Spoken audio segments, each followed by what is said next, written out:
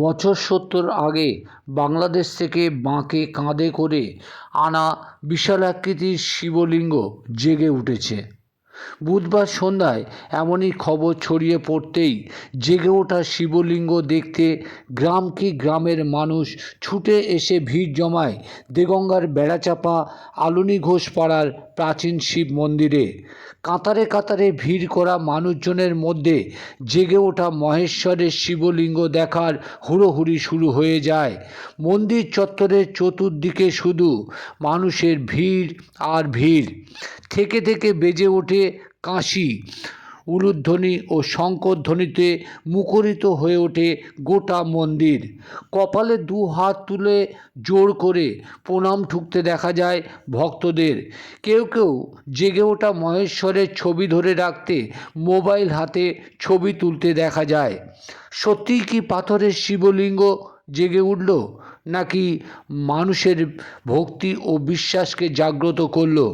জানিয়ে তর্ক বিতর্ক, যুক্তি পরোক্ষ সমালোচনা থাকবেই, তবে মানুষের বিশ্বাসকে মান্যতা দিয়ে বিচারের খাতায় একটা স্মরণীয় ঘটনা হয়ে রইল এই বেড়াচাপার আলুনি ঘোষপাড়ার প্রাচীন শিব মন্দিরের তত্ত্বাবধানে থাকা ঠাকুরের মুখটা অদৃষ্টভাবে দেখা দিয়েছে।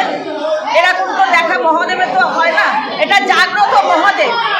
তা অনেক বছর পুরনো দিনের ঠাকুর আজকে আমার শ্বশুর নিয়েছেন বাংলাদেশ থেকে। আনার পরে আমরা প্রতিদিন ঠাকুরকে পুজো সেবা করি, বাড়ির লোকেরা পুজো আচ্ছা সব কিছু করে।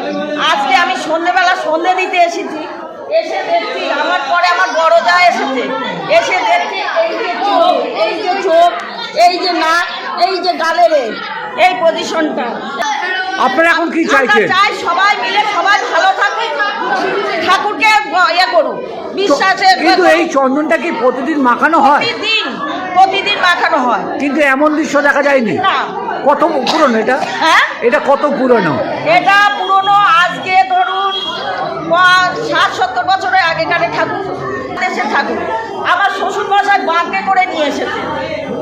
এখন কি চাইছেন? এখন কি আমরা চাই ঠাকুর জাগ্রত হোক, ঠাকুর সবাইকে উন্নতি করুক, সবাই যেন দেশে দেশে যেন সবাই ভালো থাকুক। আপনার নাম কি? আমার নাম বিতিকা হালদার।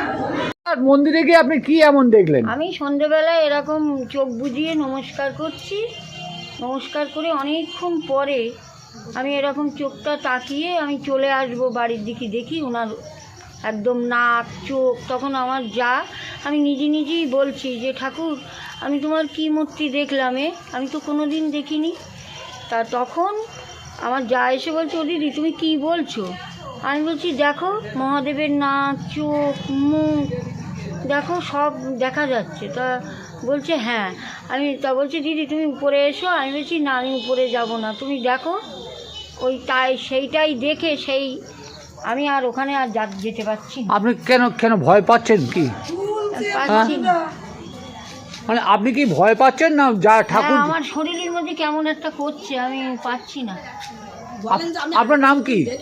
অঞ্জনা হালদার।